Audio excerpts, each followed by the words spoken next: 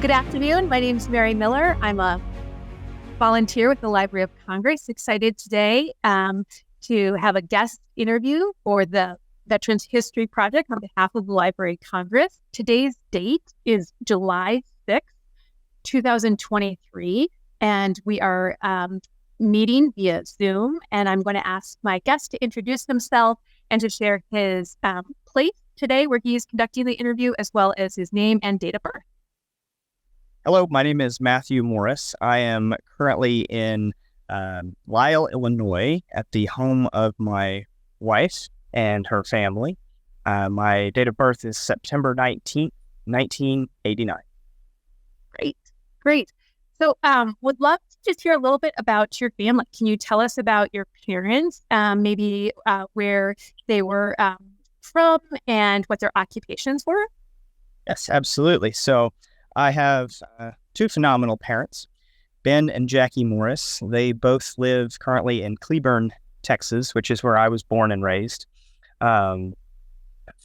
They, between the two of them, have almost 60 years of education experience. My mom was a elementary school gifted and talented teacher. Then she became a elementary school vice principal and eventually left the field as a elementary school principal.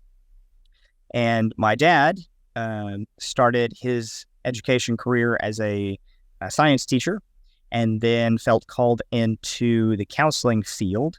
He held positions as a counselor and also as a vice principal at multiple schools and left as a team school specialist. Great. And did either one of them have any military experience or background, or maybe, siblings? Love to find if there's any military history in your family. So not my parents, but all the way back to my great grandfather. I had members in various services. I have multiple cousins that were Marines, Navy. I had an uncle who was an old-time submariner back when submarines were still diesel-powered. I had a great-grandfather who was actually a Texas Ranger who fought in the border wars against Pancho Villa. Oh my gosh. Wow, that's so neat. Okay, wow, really interesting. That's a lot of history. We have a really cool had a really cool warrior wall that had every grandfather and distant cousin and these black and white still photos from men long past, but just so much history. If you ever have the opportunity to look up the Cactus Brigade out of Central Texas, that was at the turn of the century, had family members that actually served in that back when we rode horses and carried revolvers. Definitely going to be looking that up. Wow. Want to hear more about that. Let's shift back to you a little bit. Can you tell me about kind of any schooling experience that you had prior to the military? Absolutely. So I put on my first uniform at the age of 15 in an organization called the Sea Cadets. We were Lone Star Squadron out of Naval Air Station Joint Reserve Base in Fort Worth, Texas. Through that, I conducted multiple aviation training programs and actually received my private pilot license. At what age was that? I got my private pilot's license when I was 17. I actually waited a little bit. Fun fact, in the United States, you can get your private pilot's license at 14. Wow. So for any of the up-and-comings out there that look up into the sky and say, you know what, I want to do that, you can do that 2 years before you get your driver's license. That's really insane. And so did you go to college at all before enlisting, or can you tell me a little bit about your educational background? I did. So I went from the Sea Cadet Corps to Texas A&M University. I was Corps of Cadets at Texas A&M University. That's where I commissioned out of through a program called the PLC, or Platoon Leaders Course. The reason I chose PLC rather than ROTC was at the time there was a surge of aviation contracts, and I had wanted to fly since I went to my first air show with my grandfather, who was an Air Force veteran, and he took me and we were walking the flight line, and there sitting on the tarmac was a AH-1 whiskey Cobra, and I had no idea what it was. I just knew that it was this amazing, beautiful looking war machine. And from where I was standing and my height at the time, the 20 millimeter cannon was right about eye level. And I don't know what that is, but I'm going to figure it out and I'm going to fly it. And from there, that set my trajectory. All of my trainings were aviation based in high school and in college. Commissioned out through the PLC program, PLC Air, which meant that when I graduated college, I had a guaranteed, when I commissioned, I had a guaranteed flight contract. Now, that doesn't mean that it guaranteed me to be a pilot, but it guaranteed me the opportunity to go to flight school and try. Okay. Got it. Got it. So that would then tell me that you wouldn't have gone to in office to enlist. Everything would have happened kind of through your university experience, correct? Kind of. So normally when you commission through a university, you go through an ROTC program, right, or a postgraduate officer candidate school. As a PLC candidate at the time, we did 2 sessions of 6 weeks in between your sophomore and your junior year.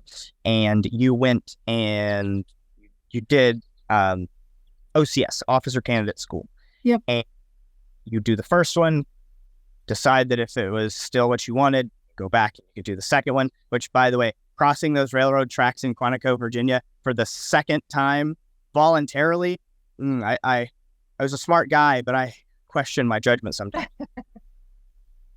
And then I also participated in the Corps of Cadets at Texas A&M. Okay. So you've as much possible exposure as any college student could get to prepare to commission into the Marine Corps. Which, looking back now, I say, you know what? I did it the hard way. I didn't need to go through all of that. Yeah, right. But that made me extremely prepared to show up to the basic school, which is the post-commissioning school that every Marine Corps officer, regardless of your commissioning source, whether it's OCS, PLC, ROTC, or the academy, you have to go to the basic school. And the basic school is a 6-month course in Quantico, Virginia, that pre-qualifies every single Marine Corps officer to be a basic infantry officer. Got it. And do you mind if we just jump back a little bit to just any debate internally that you had about which branch to go into? It sounds like your grandfather obviously was Air Force. So just curious if you could take us through your train of thought and maybe any kind of key markers along the way. So my biological grandfather, my father's father, James Frank Morris, was a veteran of the Air Force. And he actually passed away when I was 10. And my grandmother remarried a gentleman a few years later named George Marty. And George Marty was a World War II Marine Corps veteran.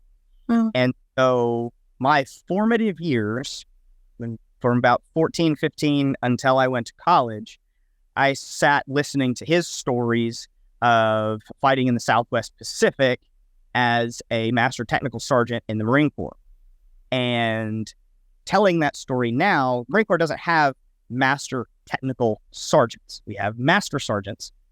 But his specific rate was unique to the job that he had because at that point, the Navy had just established a radar communications system that was not available anywhere else.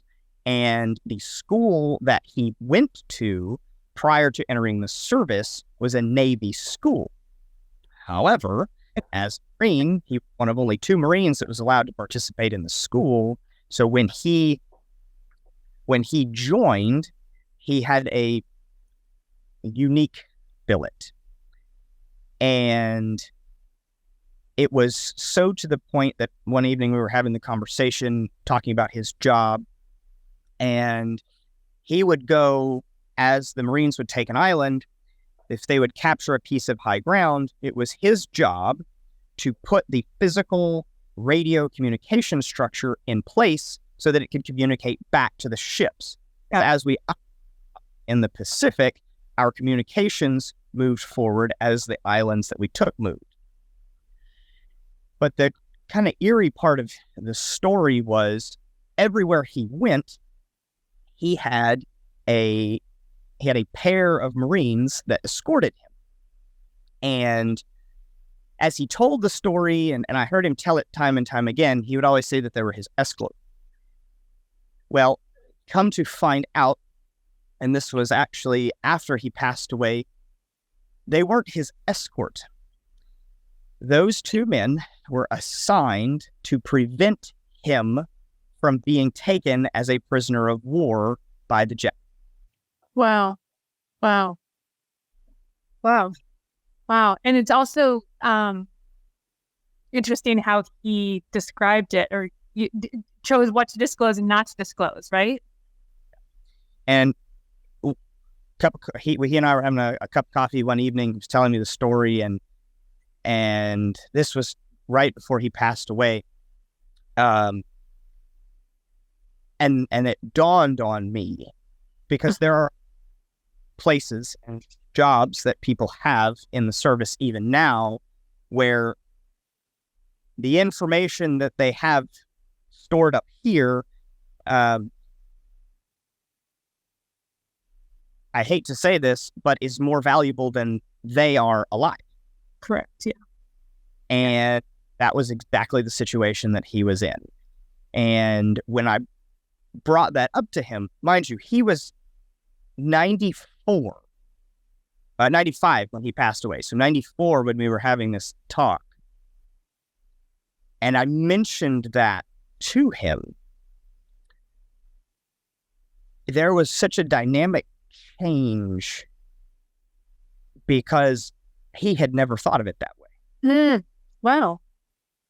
That's this is fascinating. Yeah. From 24 years old to 94 years old, 70 years post the service that he had, being told by his, at that point, I was a second lieutenant, being told that, hey, Grandpa, those guys weren't there to protect you. Those guys were there to shoot you if the Japanese tried to take you. Wait, it just... Oh, I just got chills. And then, wow. Yeah. So Grandpa George was actually my first salute when I commissioned. Are you familiar with that tradition? No, and actually I'd love to have it go on the record. So please tell me. So when you commission as an officer, the tradition is there is supposed to be someone on the enlisted side that has shaped and guided you to that point. Normally it is a former instructor, sergeant instructor, senior Marine enlisted advisor who has guided you on your path to commit. Because make no mistake, you don't do it alone. You absolutely don't do it alone. Well, it was such a privilege for me to get to ask him, a living World War II Pacific Theater survivor, to be my first salute as a brand new boot gold bar second lieutenant. Wow. And the tradition is when you salute, the the new officer presents them with a silver dollar. Oh, okay. Yeah. Wow. And there's it will come to me in a little bit. There's a Hollywood movie that the scene is depicted. I cannot remember what it is right now. We'll go through the interview and it'll probably come. Yeah. What a special moment. Thank you for sharing that. Absolutely. Just since we're talking a little, one question that we like to ask everybody is, kind of what was your family's reaction when you told them you were joining? And obviously, yours is highly unique. But are there, kind of other sides to the story that would make sense sharing?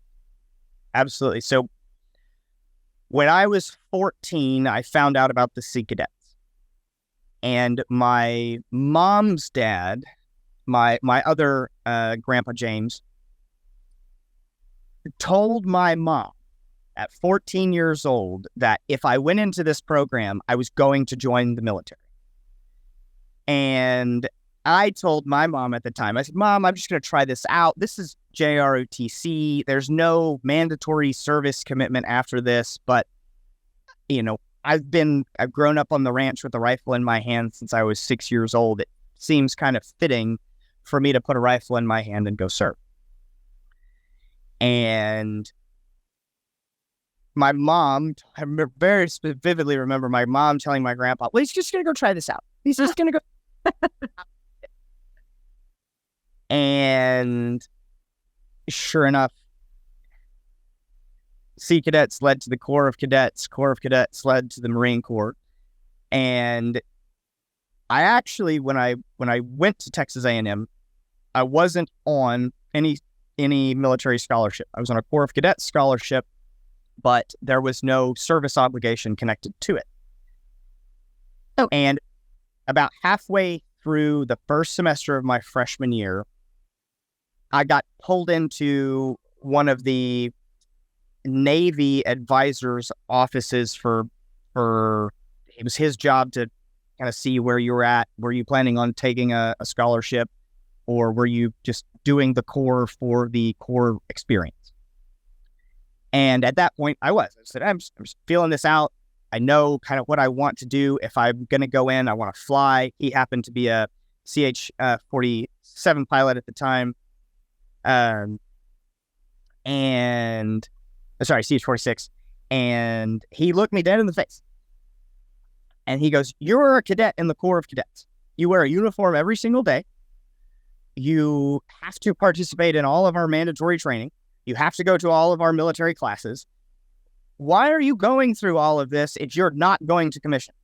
Yeah, go be a regular college student. Go grow your hair out. Go sleep until noon. Go party till 3 o'clock in the morning. Otherwise, commission.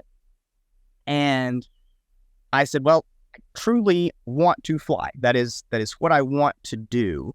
And he said, okay. He made a phone call, said, go to this guy's office. They'll get you set up with a PLC scholarship. Oh. It was flash to bang, less than a month between that conversation and me signing my scholarship. Wow. They knew you were the target audience, I think. Gung ho kid from Texas that already knew how to run through the woods and shoot. Yeah, that was an easy sell. Yeah, it was a bullseye. Well, let's jump in kind of to your early days of service. Maybe you can tell us about kind of the first couple of milestones along the way, maybe where you were deployed to and first impressions, and maybe some lesson learned or whatever you'd like to share. So this is the path that I took. I commissioned, and from commissioning to going active duty, I commissioned May 12th of 2012, and I didn't go active duty until March of 2013. Oh, wow. Okay. So had almost a year of what is called inactive ready reserve service, which what that means is they did not have space available at the basic school for newly commissioned officers to go. So I went back home and worked on the ranch, which to anyone who finds this and you are in a similar situation where you have time between your commissioning and going active duty, my encouragement to you is don't go back home. Hmm. Hmm. Don't go where you are familiar. Take those months to go somewhere else, to go travel internationally, to go be something that you're not going to get to be while you're on active duty. Sure. Yeah. And the reason that I say that is because when I went home, I was as comfortable as you can be working on a cattle ranch in Texas in the summer. And it was wonderful because I got to be with relatively close proximity to my parents, to my living grandparents. So for that, it was fantastic.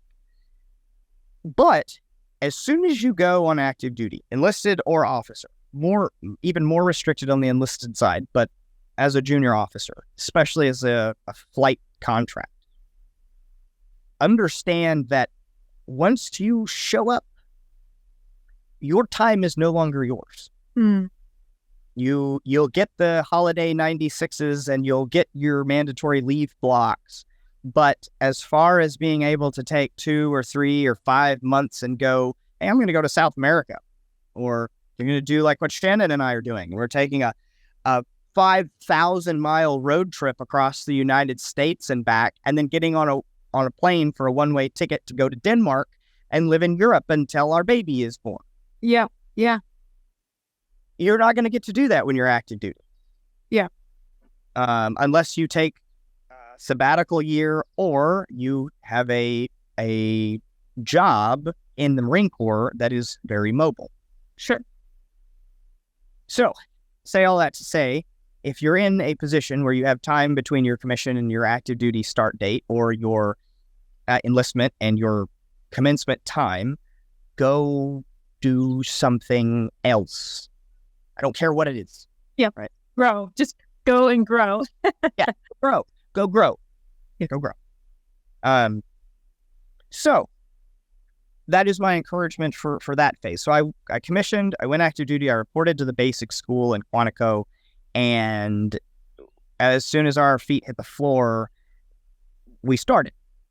Right. It wasn't like officer candidate school where you have people yelling at you and you're playing fuck games, running up and down the barracks hallways and in the woods. That's not what the basic school is. The basic school, you are already commissioned. You are already an officer. Yeah. In previous times, you went to the basic school the week after you commissioned, and then you were in combat. You look at our Vietnam era predecessor, our Korean War predecessors, even a fair amount of our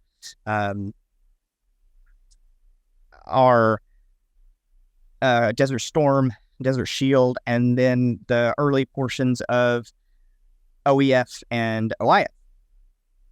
So for us, having all of that time was not necessarily normal.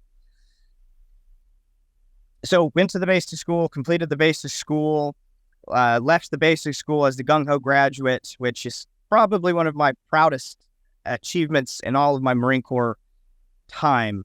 I was the gung-ho graduate out of my seniors at OCS as well, which just the gung-ho is a description of Marines, right?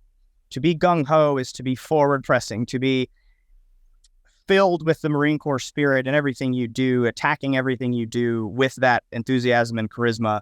It got me knocked down a couple of times because sometimes you run really hard and there's a big wall that you run into. Of course, yeah. But it was something that I was very proud of. Yeah. I was just going to say, were you able to share that with, was your grandfather still alive at that point? I mean, just, and any members of the military kind of in your family, were you able to kind of share that? Because obviously they know you better anyone else probably in your circle. So was that exciting to share that with them?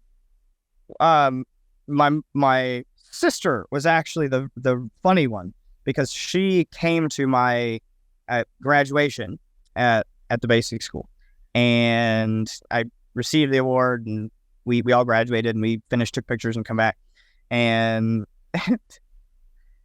she looked at me and said, "Duh." Oh, yeah, What? Are you surprised? I said, "Okay, fair enough." My sister was probably one of is still, but was at that time and has been throughout my career, my greatest supporter. As the self-identified left wing, ran away from Texas as fast as she could, moved to Colorado, and then now lives in Portland, is a beautiful long-haired hippie. And despite all of our, I guess you'd say, political differences and different, yeah, she has always been in my corner. wow, that's wonderful. Wow, love to meet her. Let's talk about some of the places, maybe locations. You can start taking us through the chronology. Okay, so I commissioned out of Texas A&M. Yep. Went to Quantico. From Quantico, went to Pensacola, Florida, for introductory for API, which is Aviation Pre-Flight Indoctrination. From Pensacola, Florida, went to Corpus Christi, Texas, to primary. Primary flight school is where I learned at the time to fly the T-34 Turbo Mentor, which is a decommissioned aircraft now. It was replaced by the T-6 Texan. From Corpus Christi, Texas, I went back to Milton, Florida, which is about 45 minutes from Pensacola, to Advanced. Advanced is the program that you learn the baseline for the type of aircraft that you are going to fly. So for me, I selected helicopters at a primary and went to helicopter advanced school to fly the Bell 206 and 206 Charlie Jet Ranger, Okay. which is a training helicopter. And then from Pensacola, Florida, went to my replacement aircrew squadron, HMLAT 303, which is Marine Light Attack Helicopter Training Squadron 303. And that's where I learned to fly the AH-1 Whiskey Cobra, and which is another aircraft that has been decommissioned or sunned.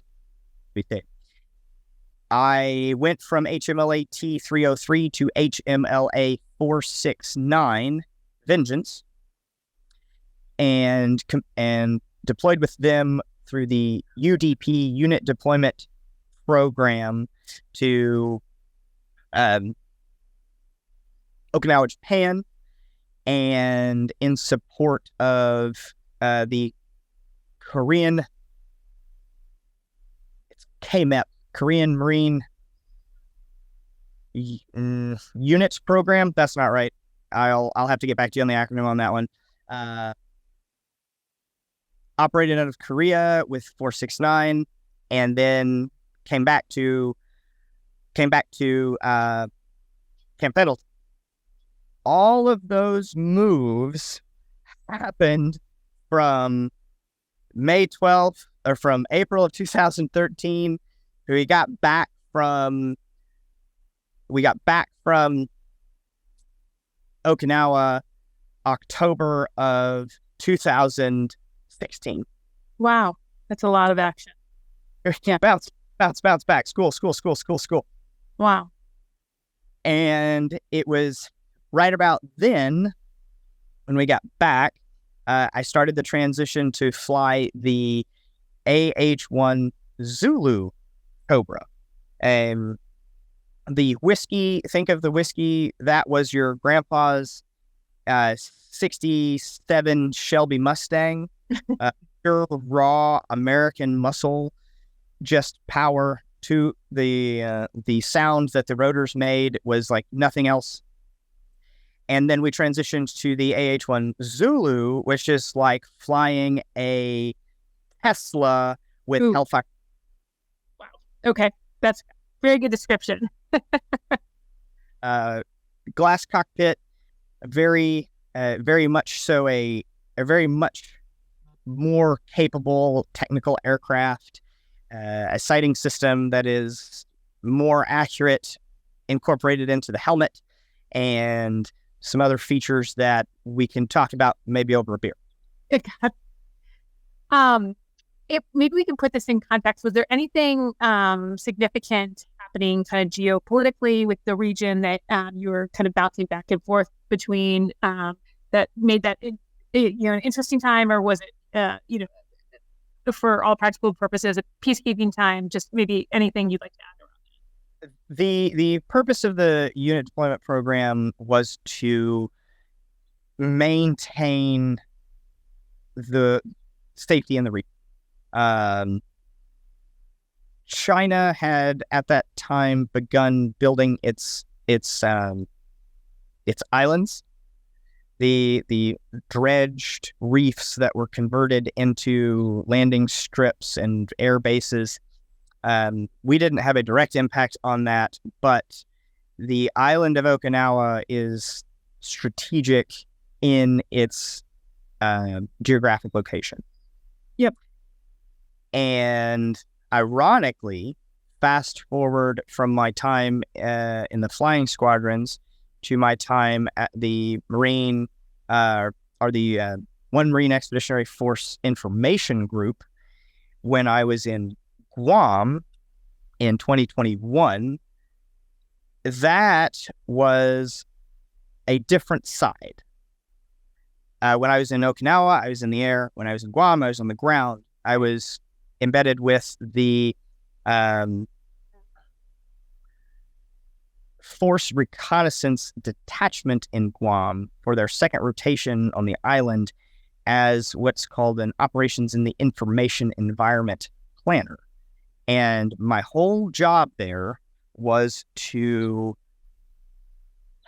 screen and evaluate activities that were happening that could have impacted the mainland, but on the other side of the island. Okay. Wow. So And looking at it from the other side of the coin. exactly. And the training that I had in 2019, I came out of the cockpit. I had a terrible jet ski accident that required me to undergo multiple surgeries on my leg. And that is, I stopped flying. I transitioned to what is now referred to as communications strategy and operations, what used to be public affairs and combat camera. In, I believe it was 2018, 2019, they merged the two marine occupational specialties. And by doing so, came up with a brand new operating or brand new upfield. And so when I went to Kuwait in January of 2020, Wow. I was the media operations liaison, which meant that for the entire Combined Joint Operations Task Force Operation Inherent Resolve, CJTF OIR, Yep.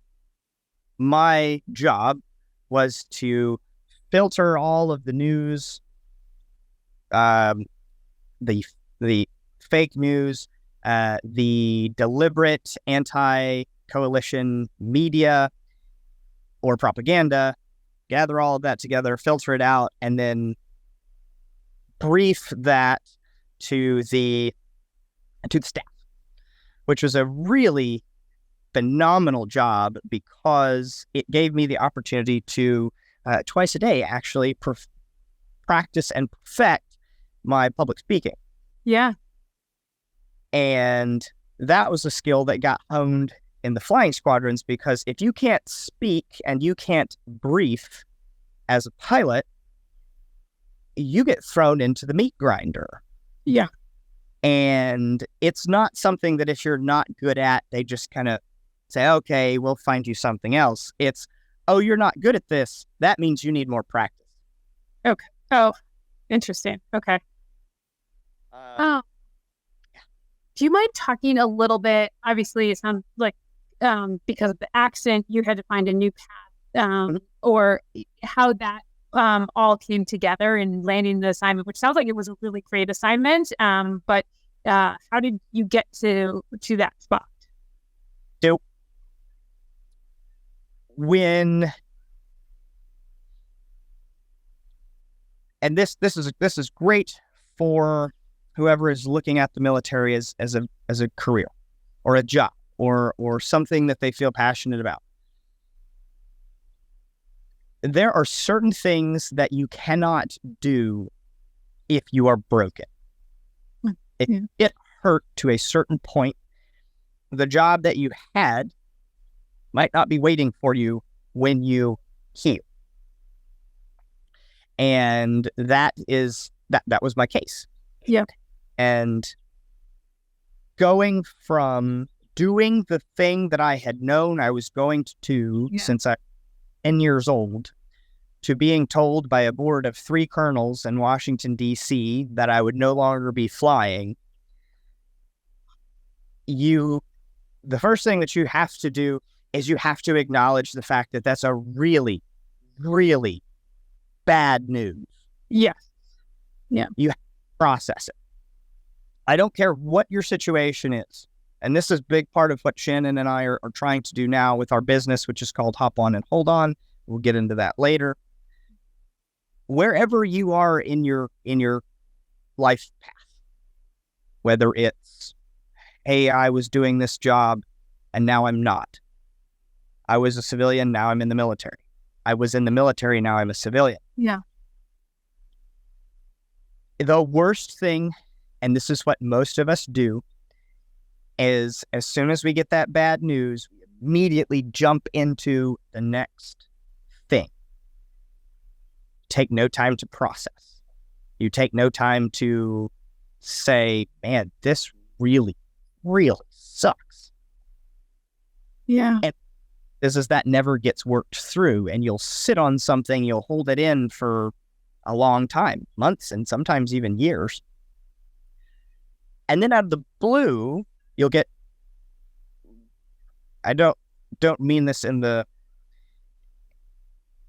you'll get triggered by it. Yeah. And I don't mean the, oh, I'm triggered. I mean, something will happen and it will set that emotion off. Mm-hmm.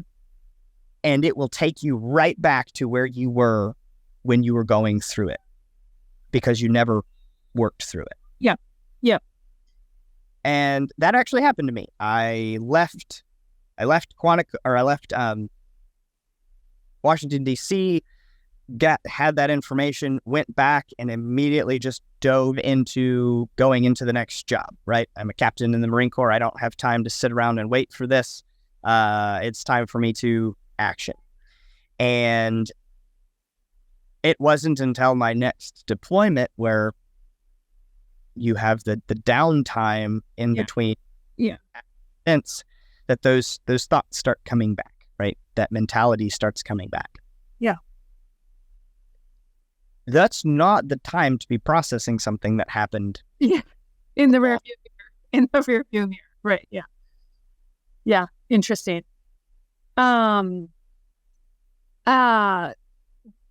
it sounded, that said, it still sounds like it ended up being a really fruitful role. And so maybe you can tell a little bit more about the role, and also just given the time period and what was happening. Obviously, we know a lot was happening in the region, so maybe you can put things kind of in context kind of from a macro perspective and how that impacted your day-to-day job. Yep. So it's two things were happening simultaneously. COVID-19 Yeah. was making its aggressive spread across the world at the end of 2019, beginning of 2020. And that was something that was reported on every single day. We would see U.S. allied world COVID death totals. Yeah. The media, which it was my job to manage, was reporting these COVID numbers like a war journalist. Yeah. 300,000, as of today, 300,000 COVID-19 deaths. When is the carnage going to stop? Right. And yeah, you had the dashboard, right, by country. And yeah. And simultaneously, our job was to combat Daesh or ISIS. And fortunately, we were at that point towards the tail end of the aggressive conflict. Now, while I was there, we lost 13 members of the coalition to various attacks, and specifically indiscriminate rocket attacks that personnel would be outside the wire and would basically lob a mortar rocket into the base. Mm-hmm. So the majority of those that were killed were actually killed sitting in their barracks room. Yeah. And so sorry. But that was for perspective. When my grandfather and I had one of those sit down conversations, he told me that in a week, in taking a specific space, his ship alone had lost over 400 Marines in a week. My entire 6 months in theater, we lost 14 people. Yeah. Still, I mean, it's all relative too, right? I mean, the technology and everything was different, but that's still a lot. Wow. Okay, keep going. Sorry. But that was for me a very real realization, very honest realization of how far we have come in the way that we conduct combat. Yeah. And this is for whoever the next generation of whosoever decides they want to join. Understand that to be an effective officer, I can't speak from the enlisted side. I can tell you what I've had some phenomenal enlisted Marines do. But from the standpoint of being that as good as you can humanly be officer, the thing that you need to be good at, the thing that you need to understand is warfare is it will always cost human life. Yeah. But the way that we are conducting warfare and the way that we are going to conduct warfare, the more technically proficient you can be. There's a part of the Marine Corps leadership traits and principles is be technically and tactically proficient. You must be tactically proficient. You must know the way to fight. But today, more than ever, you must be technically proficient in anything. In anything that involves a Tron, a tech, a computer screen, because our weapon systems today are technical. Yeah. I was at a helicopter that had basically two laptops. And that's an old helicopter. Yeah. Just the technology that's driving. Yeah. Fighting vehicles that we have tablets. Our JTACs and our FACs, our forward air controllers. They have a tablet attached to their chest and they're doing everything digitally. So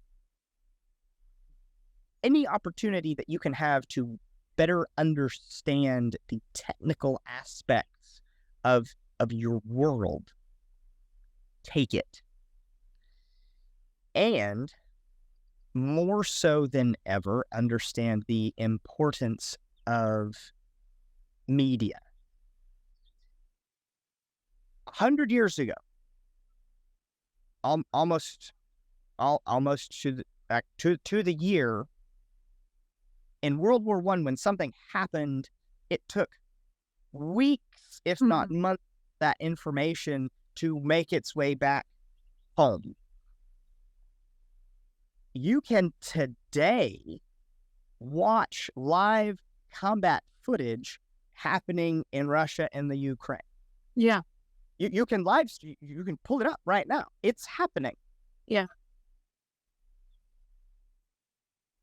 And the ability or your ability to be able to filter that information and communicate it, articulate it clearly, concisely, and quickly in a manner that allows your superior to make the decision with information you've given them faster, that is what will make you invaluable as a junior officer, but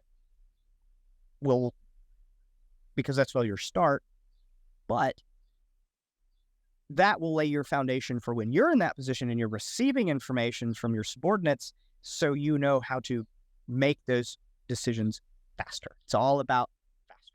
Yeah.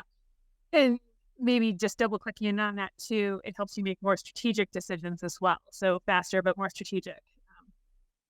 Yeah. The ability to filter information, right? We go back to the World War I versus today analogy. Yeah. The piece of information that came to a leader 100 years ago, he might get 1 or 2 pieces from this specific incident. Today, you will be bombarded. You will have information oversaturation, and your ability to filter the important and the relevant from the fluff and the distraction is what will set you apart. Yeah, that's the challenge. Wow. Super interesting. I mean, it sounds like there are really a lot of things unplanned with that last chapter that will serve you so well in the years to come, and probably maybe even be some more interesting moments in totality too. I suppose when you look back, it's really interesting to hear about that. Maybe we could shift a little bit more towards just kind of end of service, if that makes sense. Maybe you could talk a little bit about kind of when service has ended, kind of where, and sort of anything around circumstances, as well as just, did you return home, and obviously Shannon and all of that. So, yes, I had a almost killed me motorcycle wreck. on top of the jet ski. This was last year. Oh. This was right before I went on the board for major, and the circumstances of the wreck. Long story short, if you're going to ride a motorcycle in Southern California, do it on a Tuesday at 10 o'clock in the morning when no one else is on the road. The most dangerous creature in California is a Karen in a minivan on a cell phone. If you're going to ride, wear your armor, head to toe, every single time. Anyway, that's my pitch for motorcycle safety. When I had the wreck, follow on to that, I had to have surgery, and that surgery initiated a medical separations board. From that, I separated from the Marine Corps. Got it. Okay. And when was that? I left Marine Corps on June 1st of 2023. Yep. Okay. So Right you're, about. yep. Um, Great. Maybe we can talk, and obviously you're still very much in the super early days, and I know you and Shannon have a lot planned, but obviously your service and your connection to the military runs through and through. Maybe you can kind of talk a little bit about how, even in these early days, how you've been impacted by being a part of the service for so many years, and then also maybe some kind of longer term goals for how you hope to stay close to either veterans issues or just the Marines in general. I was fortunate. Actually, before I got out, we all saw the writing on the wall, and I got to participate in a program called Skill Bridge. Skill Bridge is your last up to 6 months of active duty service. You are allowed to take an internship with a company out in town, with the understanding that you are going to develop a skill set that will allow you to get a job or start a business or go to school when you get out.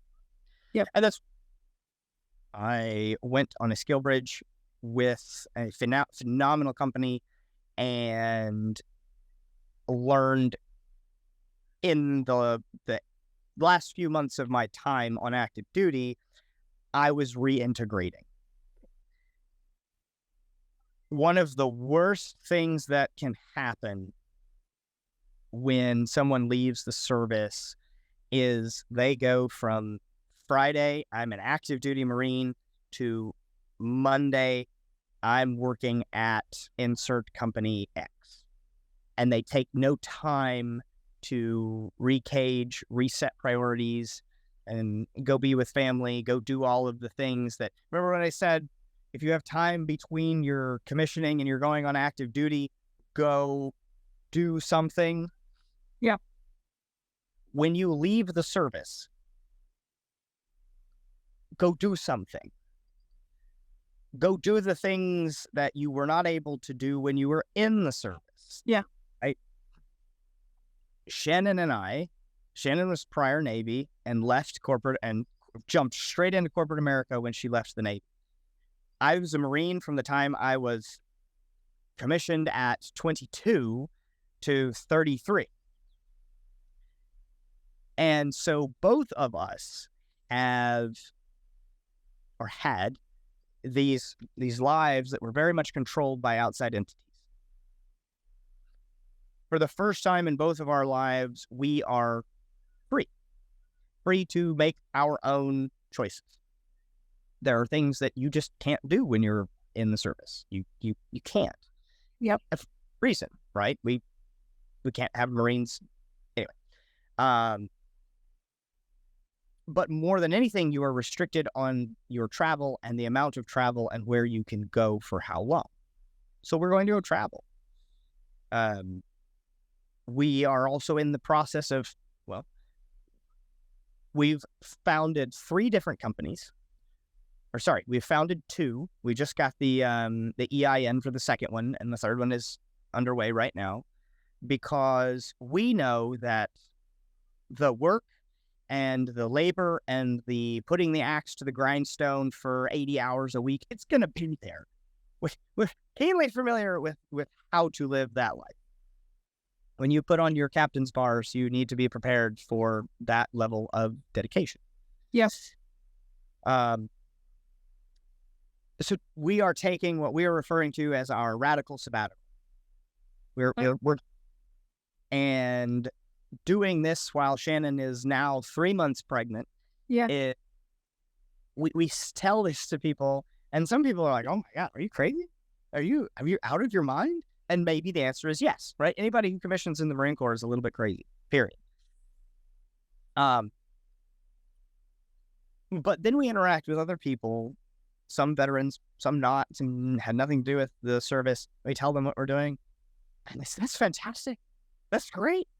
why don't you do that for a living? And Yep. so that's what we're figuring out. And Yep. that's what Hop On and Hold On is. That is our way of inspiring people, whether they were veterans, whether they're corporate America, whether they're coming right out of high school. I don't care where you are in your Yeah. process. The thing that we are encouraging, aggressively encouraging, is when you look at the picture of your life, if that picture is not what you want it to be, who is responsible for changing it?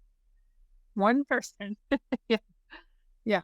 Right? Now, I fully acknowledge that not everyone is in a position in their life where they can sell all of their worldly possessions, sell all of their real estate assets, live out of the back of their truck as they move across the country, and then buy a one-way ticket to Denmark while the grandparents watch the puppies. I get it. Not everybody is at that point in their life. Yeah. Yeah. But if you wake up in the morning and you're miserable, you hate what you're doing, stop doing it. Yeah. Stop. Or even if it's not even that extreme of hate, it's also like the restless or the I have this bucket list and it is really something I want to get to. Like start getting to it sooner, right? Yeah. And it can be whatever it is, right? Yeah. Right now, I'm an extremely passionate speaker. I love having an audience. And as Shannon and I are moving around the country, one of the programs that we've found is, and I participated in this when I was in Kuwait, you read storybooks. You read children's books, they record it, and then it goes out. It goes out into the world. And so what we are doing, and this is the commitment that I've made to Shannon, is that every day I will read something to our unborn baby. Thanks. And that's going to serve two purposes. The first is you're supposed to read to your children so that they understand who you are. And when they come out, they hear your voice. I read a book on that.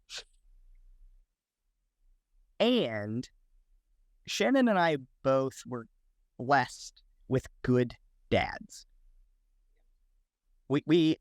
My father was a axe to the grindstone, sacrificed more than almost any man I've ever come into contact with to make sure that his family was successful. Shannon's dad was also an axe to the grindstone, fought tooth and nail in corporate America to give his family all of the opportunities. But we are in a tiny minority. Yeah. Yeah. Both my parents and Shannon's parents are still together. My parents just hit 40 years. Shannon's parents just hit 34 years. Nice. Yeah.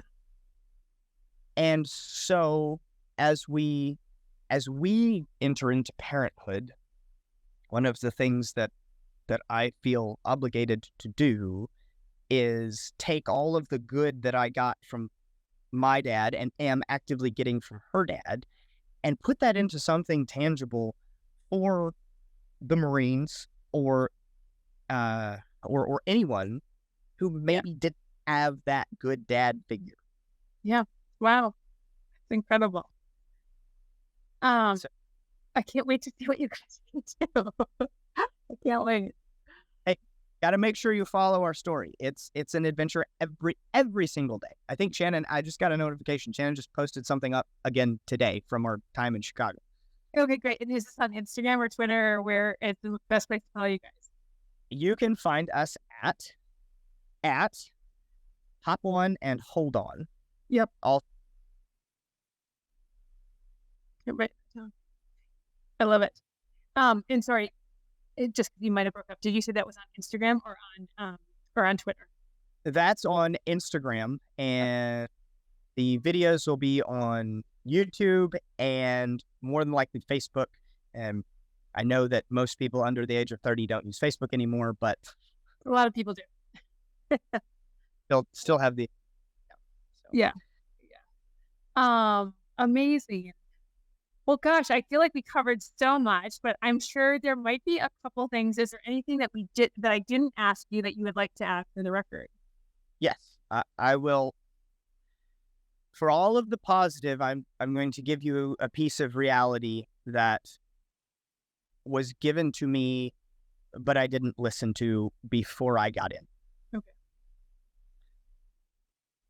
The United States military is a corporation. It is a business. It is designed to have a constant inflow of people as it prepares to outflow others. The military cannot care about you. It is not a living, breathing organism.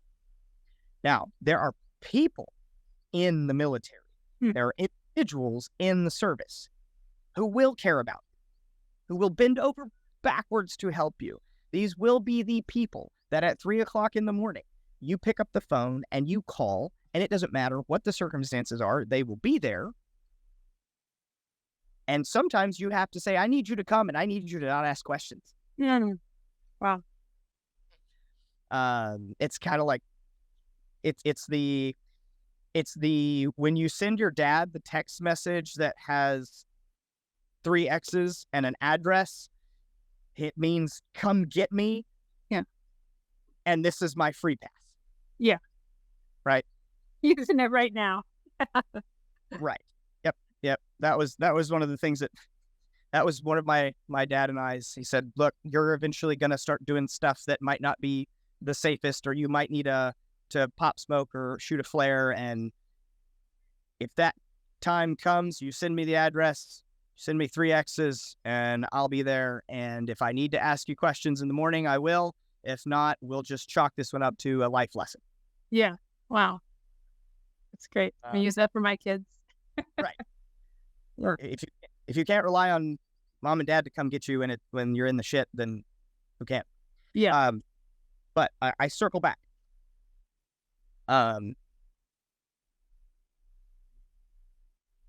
Be mentally prepared for that, especially as you grow in seniority, especially as you gain more responsibility, right? Second lieutenant, first lieutenant, your life's pretty great.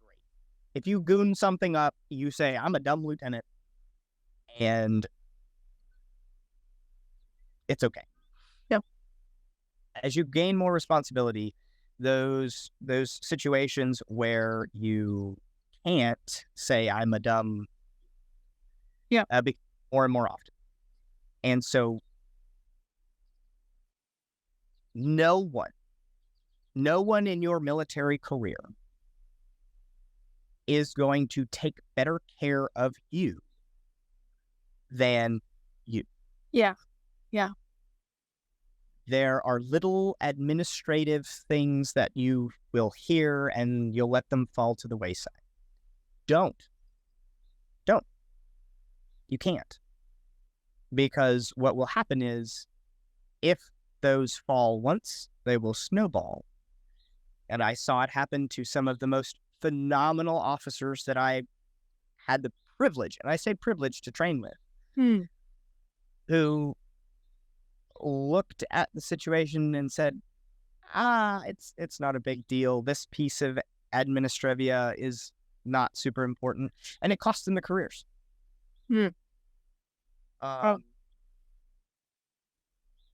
There is an element of understanding how to get along with people.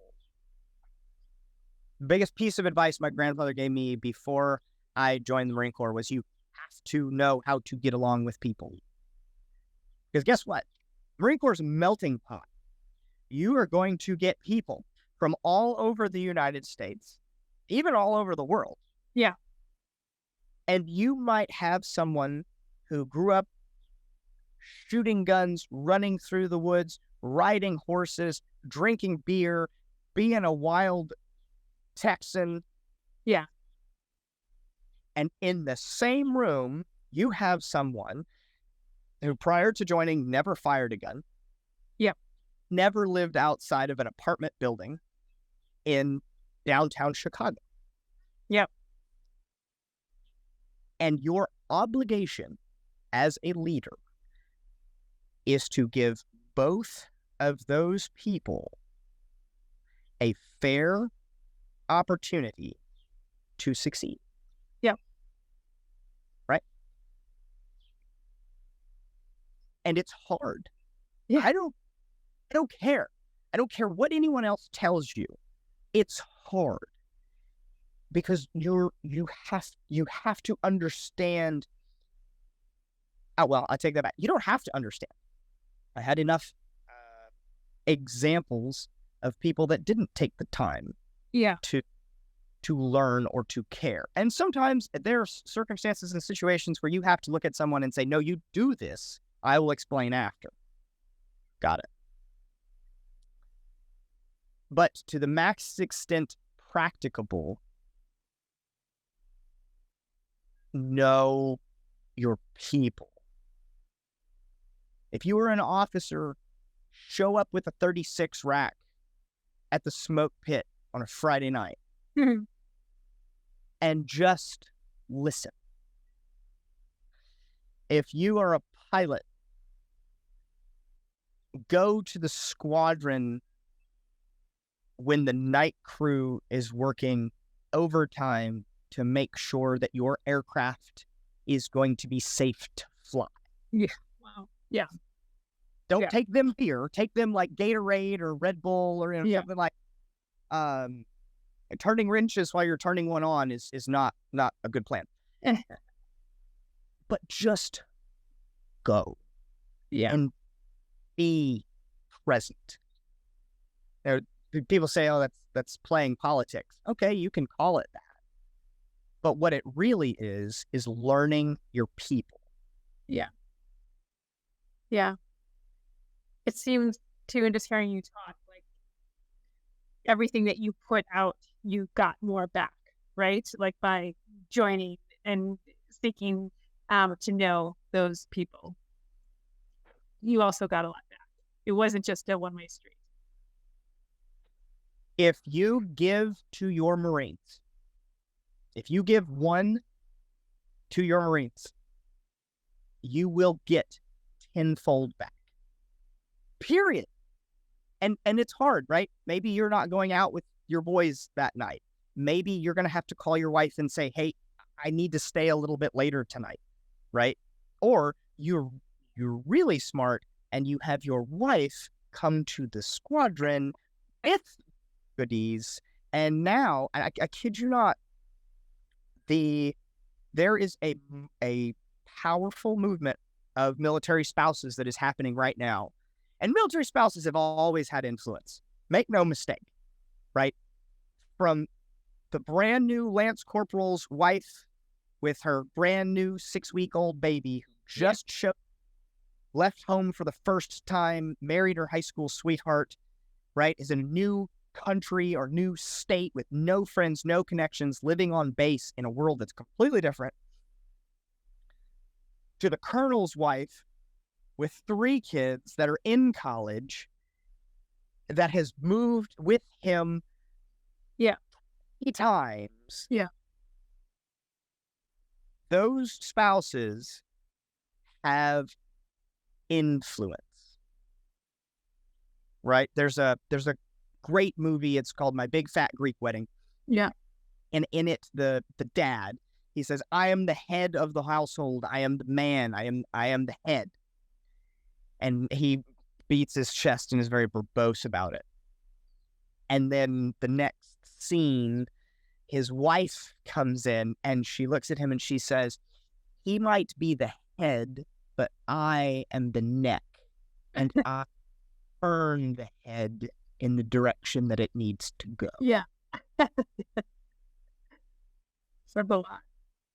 And that's good an analogy of how the integration of military member and military spouse. Yeah. Yeah. Wow. Well, I have so enjoyed talking to you. I think this is going to be such an important addition to the National Archive.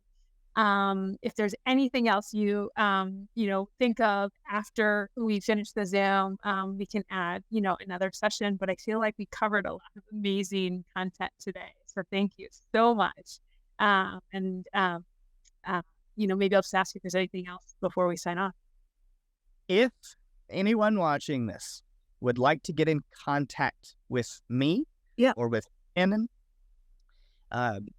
please, you can do it on our Instagram at Hop On and Hold On, all spelled out. You can also email us. It's hoponandholdon@gmail.com. Be happy to do my very best to give you some insight. If you want to learn how to fly, if you want to learn how to be a public affairs officer, if you want to learn how to sit in a tiny cubicle in a secret, not see daylight for 12 hours, I can also talk to you about that. So until next time, hop on, hold on.